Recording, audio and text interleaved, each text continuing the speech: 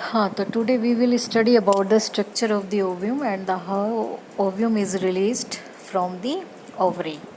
ठीक है, तो जो ओवरी है वो एग बनाती है जिसको हम ओव्यूम भी बोलते हैं। Ovum is the singular.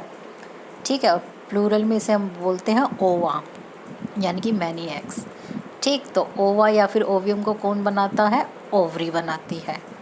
ठीक है, तो एक महीने में केवल एक ही एग बनता है।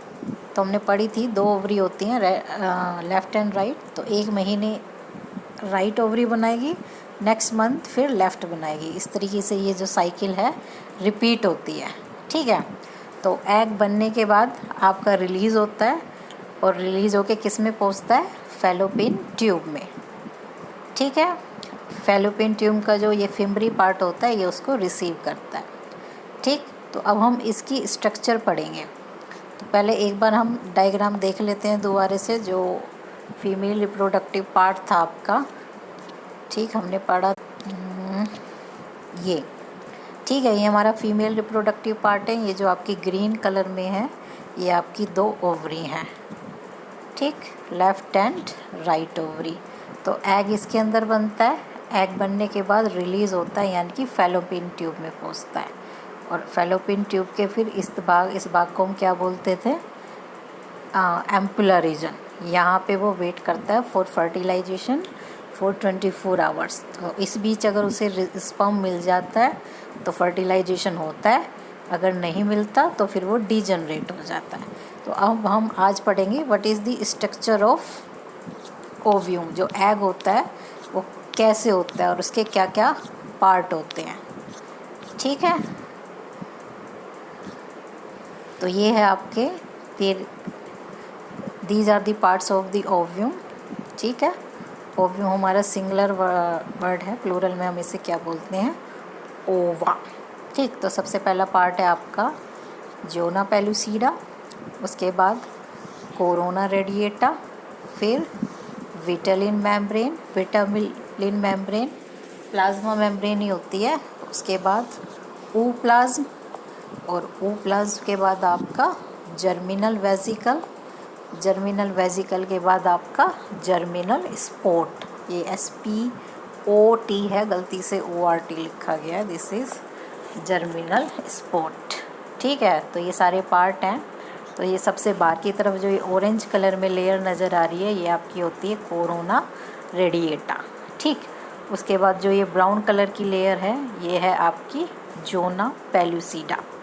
ठीक है, उसके बीच में येलो कलर में थोड़ा कई बार स्पेस होता है।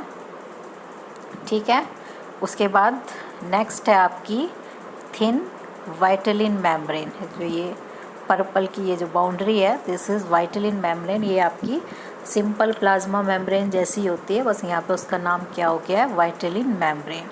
ठीक, यहाँ पे जो साइटोप्लाज्म होता है इसके अंदर, ये सारा साइटोप्लाज्म है पर्पल कलर में, इसका नाम बदल के हो गया है ऊप्लाज्म।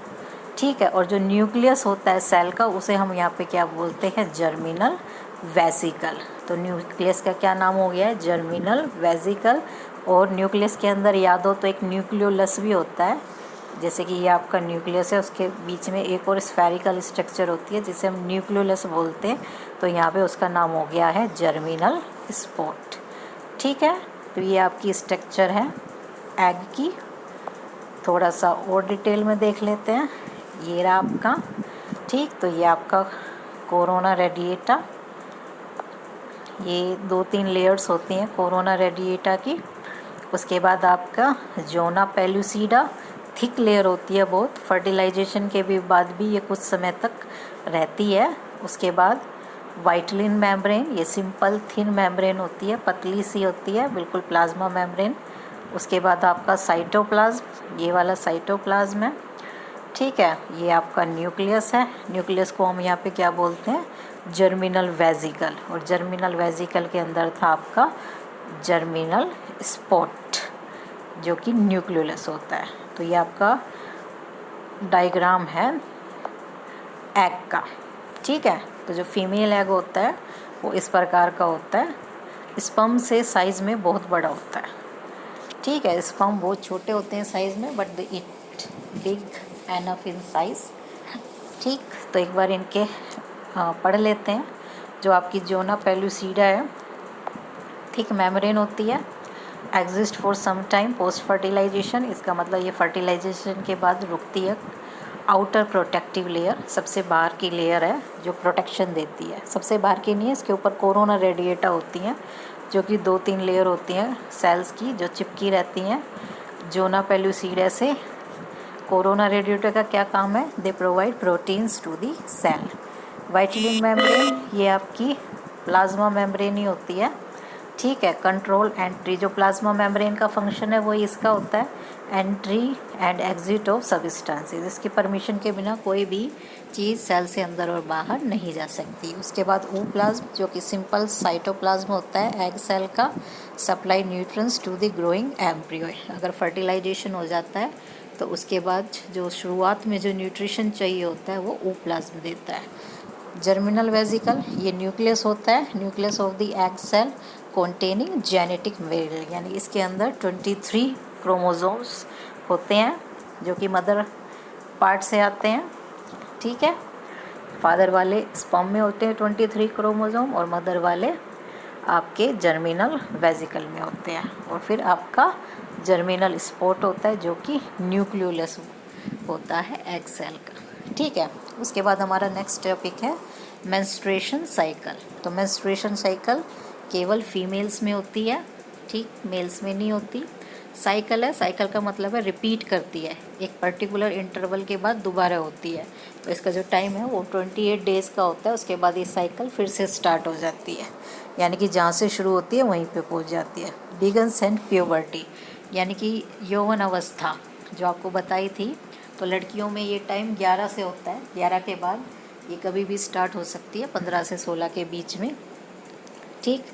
फर्स्ट साइकिल जो सबसे पहली मेंस्ट्रुएशन साइकिल है उसका नाम होता है मीनार्क, उसको हम मीनार्क बोलते हैं, ठीक है। उसके बाद ये लगातार होती रहती है, कब तक? 45 से 55 एज तक। उसके बाद ये बंद हो जाती है। तो जो लास्ट मेंस्ट्रुएशन साइकिल है उसको हम बोलते हैं मीनोपोज, ठीक है। तो मीनार्क फर्स्ट है और मीनोपोज लास्ट है। और इससे जो बीच का टाइम है उसमें जो फीमेल है वो हर महीने एक एग बनाती है, ठीक है। उसकी बॉडी हर महीने एक एग तैयार करती है और ये उसका रिप्रोडक्टिव फेज़ कहलाता है, यानी कि इस टाइम में वो गर्भ धारण कर सकती है, इससे पहले और इसके बाद में नहीं कर सकती। इट हैज़, इसके ये 3 फेज़ होते हैं, मेंस्ट्रुएशन फेज़, फॉलिक्यूलर फेज़ और ल्यूटियल फेज़,